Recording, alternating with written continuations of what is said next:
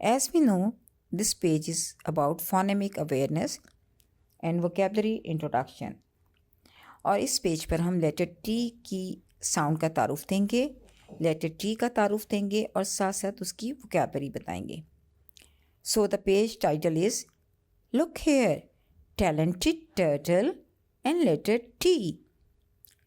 Talented Turtle and Letter T. हमें कोशिश करनी है कि बच्चे ज़्यादा से ज़्यादा ऐसे अल्फाज सुने और बोलें जिनकी बिगिनिंग साउंड च हो. अब आप बच्चों को लेटर टी का इंट्रोडक्शन दीजिए और उसके लिए आप लेटर टी को बोर्ड पर लिख सकते हैं, किताब से दिखा सकते हैं. फिर आप कहिए this is letter T, the name of the letter is T and the sound is ठ. The name of the letter is T and the sound is ठ. The name of the letter is T and the sound is ठ. जब हम बच्चों को कोई भी concept introduce करवा रहे होते हैं तो कोशिश कीजिए कि 3-2 मेथड का इस्तेमाल करें, यानी एटलीस्ट 3 टाइम्स बच्चे उसकी लिसनिंग करें और 2 टाइम्स स्पीकिंग करें. तो फिर बच्चे जो हैं इससे ज़्यादा से ज़्यादा मश्क होनी चाहिए, लेकिन मिनिममली 3-2 मेथड को यूज़ कीजिए और बच्चों को प्रैक्टिस करवाइए.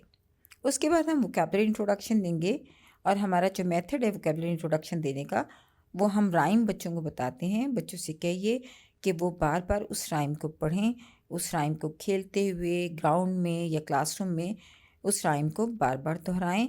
इससे एक तो उनको सेंटेंस स्ट्रक्चर की समझ आती है, सेंटेंस के लिसनिंग एंड स्पीकिंग उनके लिए बेहतर हो जाती है, और दूसरी बात ये कि वो उस लेटर की साउंड को पहचान लेते हैं. So the turtle and tree rhyme is the turtle is near the tree moving slowly wild and free.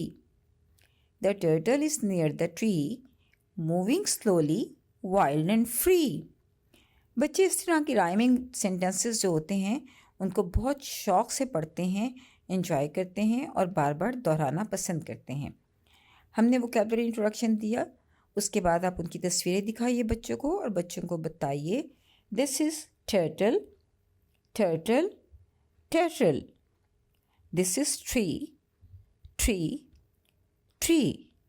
The beginning sound of both word is t.